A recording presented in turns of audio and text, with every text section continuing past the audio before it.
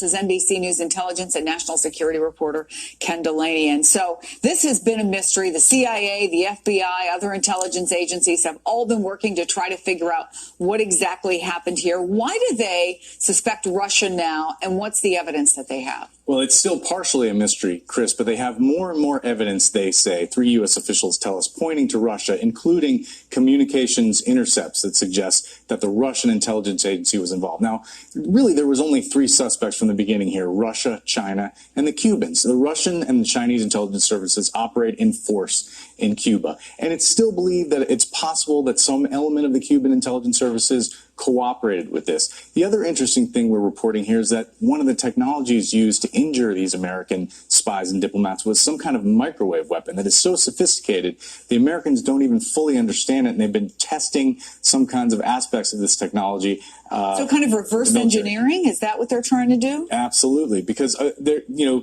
military has been, the U.S. military has worked on microwave technology and tried to deploy it as weapons over the years. Apparently the Russians have as well, and it can make people think they're hearing sounds. That's why initially this was thought to be a sonic attack of some sort, Chris. What do we know about the people? Were individuals targeted? Was it just a group that was targeted? And do we have any idea about a motive? Why these people and then? Again, these are only theories, but what our sources are telling us is that this was an intentional attack, because initially people thought it could be a byproduct of some spying technology gone awry, but it's now believed that this was meant to hurt these spies and diplomats, some of whom have suffered serious brain injuries. And if this is confirmed that it was Russia, Chris, it would be a game changer, because the sort of unwritten rules of the spying game are you don't go after the other person's spies and diplomats. You don't try to hurt them. Yeah, you can turn them out of the country, but you don't.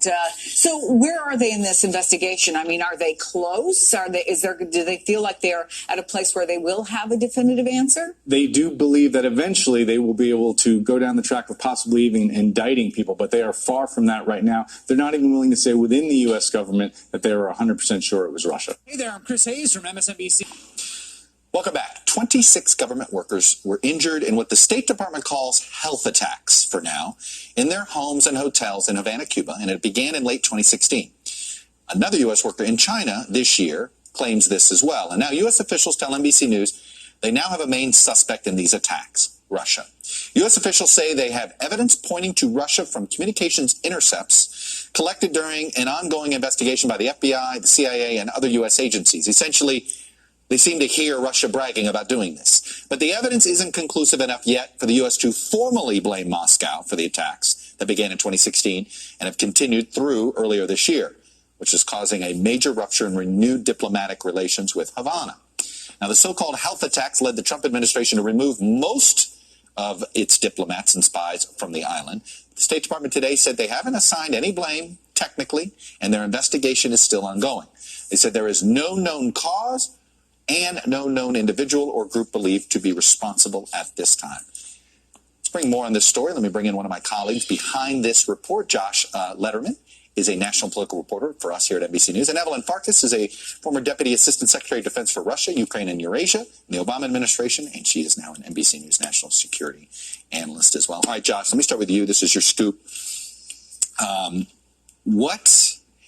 So they have discovered, they believe it's Russia just based on Russia bragging about it. Is that at the end of the day, and I'm being a little shorthand here, is that the best way to describe this?